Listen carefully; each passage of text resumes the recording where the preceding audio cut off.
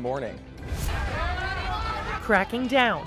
Exclusive video of some of the multiple arrests at last night's Occupy Graham protest.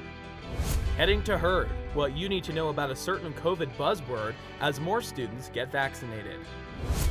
And gearing up for a long haul. How international students are making their extensive travel plans to come home. Today, May 6th, 2021. This is ELN Morning.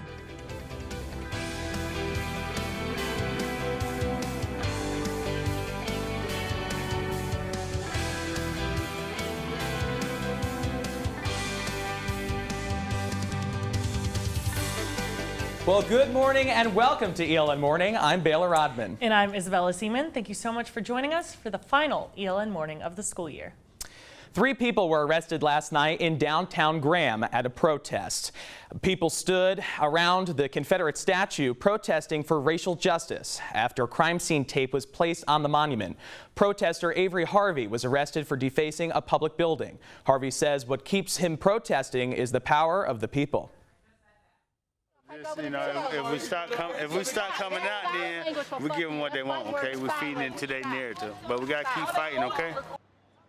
Protester Katie Cassette is one who brought the crime tape to the monument.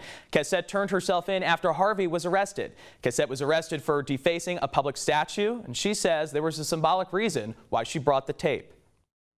Because I wanted to draw attention to the lynching of Wyatt Outlaw that happened.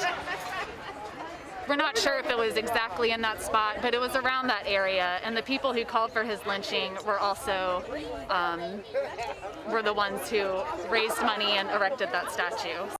Both Harvey and Cassette have court dates in the upcoming weeks. Graham Police Department has not immediately responded to our request for comment. Tonight, SGA's business meeting is set to include discussions of some key legislation and resolutions. Here to give us a preview of what we can expect from that meeting is SGA Executive President Jack CORBY. Jack, thank you so much for joining us this morning. Thank you for having me. So let's jump right into it. So there's a resolution scheduled tonight outlining SGA's stance on HB2, which limits trans rights in North Carolina. Now, there was a resolution passed in 2016, so what is different about this one? Yes, so this is just going to be reconfirming SGA's stance and the university's stance on HB2 and the different anti-discrimination going on. Since SGA passed that in 2016, there was a sunset provision in the state legislature house, so HB2 did expire, so SGA just wants to reconfirm its stance before the town is set to vote on its own anti-discrimination legislation. It'll be the 8th municipality in the state to follow this suit. We just wanted to make sure that we're on equal footing. So nothing's changing, it's technically the same. Not really, we're just reconfirming a stance that we feel that the university should have and that the student body should speak on at this time. So going off of trans rights, does SGA plan to respond to the more recent attempts to restrict trans student athletes? Not at this time. We hope that students will come use their voice at the town hall on May 11th at 6 p.m. It's an open meeting to anyone who resides in Elon, so every student who lives on campus and the ones in the surrounding area do, and we hope that students will come voice their opinions and their thoughts at that time. Do you think SGA will at some point? I don't really know. I can't speak on behalf of the Senate at this time. I don't know what's in the works at the senator level. SGA is also set to vote on an extension of the program, which puts free menstrual products in the bathrooms all around campus. So what would that extension look like for students? Yes. So it was a 2-year pilot program that was passed in May of 2019, so it's due to expire. So it would just be reconfirming SGA's stance to provide those products to any student who needs them on campus.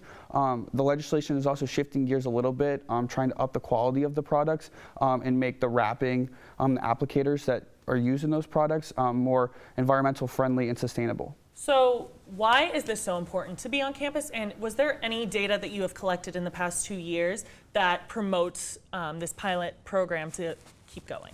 We've heard from many students on campus that this is a very useful product and this is a very useful service. It's an emergency service that students can use in a time of need where they might not have those products on their persons at a time. We've heard from many students that it's a service that they would like to see and kept on campus. Jack CORBY, thank you so much for joining us this morning. We appreciate it. Thank you for having me. And tonight's business meeting is set for upstairs at 7:30 in Lakeside. For coverage of the event, visit elonnewsnetwork.com. And Lavender graduation is scheduled for tomorrow, May 7th at 5 p.m. in McKinnon Hall. Director of the Gender and LGBTQIA Center, Luis Garay, says the ceremony, which honors queer Elon students is an opportunity for graduates to gather in person after a year of remote and hybrid events. Lavender graduation is an opportunity that, though with COVID, allows those graduates to be in community, see each other in person, conclude their time at ELN in the way that they started it, trying to make it as much full circle as possible. In-person attendance is limited, so there will be a live stream link available to guests chosen by the Lavender graduates. Hot temperatures and clear skies for the most part this week. I'll tell you what your weekend is looking like coming up.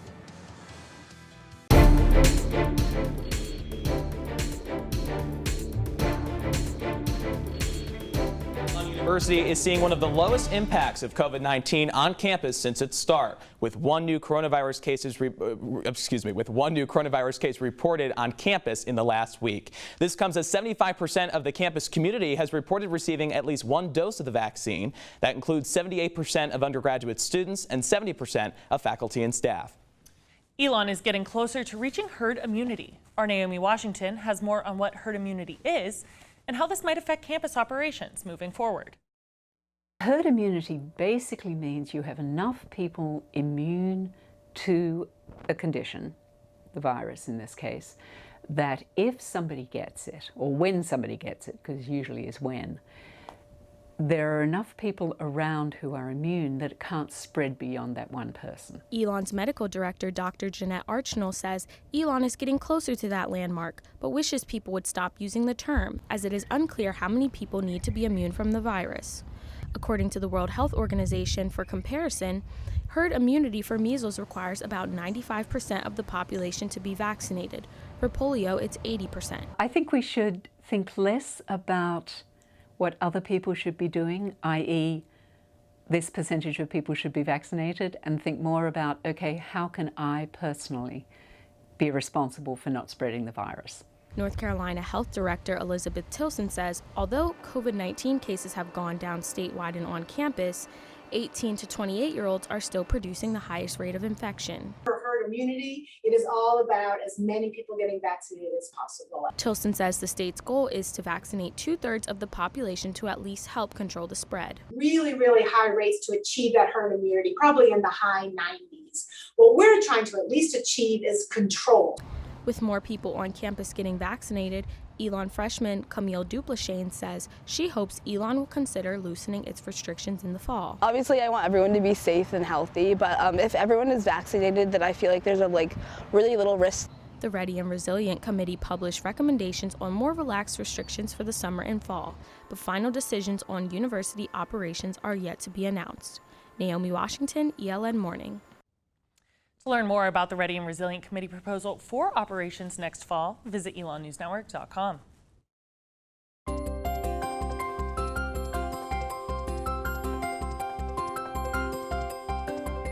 Well, Baylor, it looks like the weather is trying to match us today with our light blue. I know. We try to match our dresses and ties with the North Carolina blue sky. I even got my blue socks on, so we're Baylor really loves fitting to today. rhyme if you haven't noticed. Well, our Christian Galvano joined the blue trend as well. He's outside on Citroen Plaza, and he's apparently got our Phoenix 5-day forecast. Christian, good morning.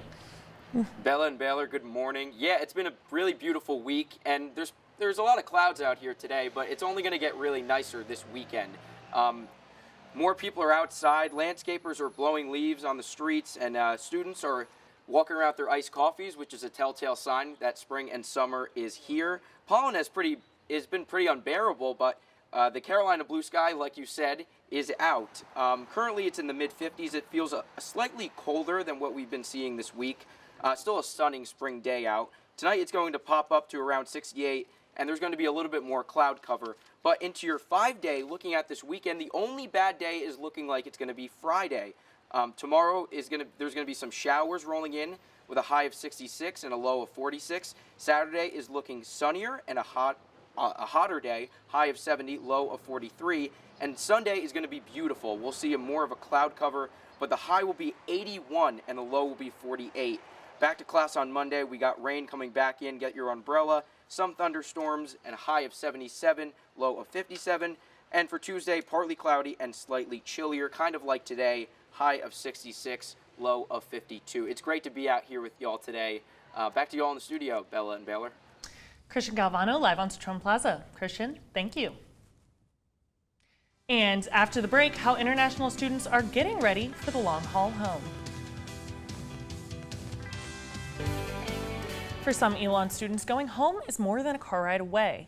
And this summer, coronavirus restrictions are making their trips longer. Our Jenna Mandarioli has more. As the end of the semester nears and students gear up to head home for summertime, international students face a longer move-out process and COVID-19 restrictions in their home countries. First-year student Pedro Rabadon says he needs a PCR test to go home even though he's fully vaccinated. To be on top of everything and what you need, what papers you need and all that. Rabadon says the time difference at home interferes with his routine at ELN. It's a little different. I would be hungry like at 4 or 5 in the afternoon and ask my parents for food. And we usually don't have dinner until like 8 or 9 over there. First-year student Ana Julia Sicardi is stopping in Miami after finals because there's no direct flight back home to Uruguay. You have to like all the little flights in between to get to ELN and the car rides. Uruguay has closed its borders, but Sicardi can return home because she's a resident, and being there always takes some adjustment. They're two very, very different realities, two places that request very different things from me. And it's always tough at first. Sicardi says a simple trip home isn't a possibility. She wasn't even able to return to campus for winter term this past year. There is no driving back home and dropping stuff off in the States. There's always it's just packing everything in storage, and it's complicated as an international student, I guess, but I guess keeping a positive attitude towards all of it, it's just gonna get me through it. Sicardi also needs to quarantine 1 week after arriving home. Jenna Mandarioli, ELN Morning. Right now? All right, well, this just happened. We're joined by a special guest, our former co-anchor as well of ELN Morning. So she's definitely a familiar face to you at home, and that's Amanda Gibson now joining us live in studio. I could not graduate without saying goodbye to a place that meant so much to me on campus, and you two, and anchoring with you guys. So congratulations on such a great season of ELN Morning, and I just wanted to make sure I said goodbye and got to enjoy this little moment with you guys. Well, thanks so much. Amanda, we love having you here. And I'm so thankful for everyone in this organization. But that's going to do it for us this morning. Thank you so much for joining us. Be sure to tune in until the final broadcast next Monday at 6 p.m. Be sure to follow us on social media and have a great Thursday, ELN. I didn't.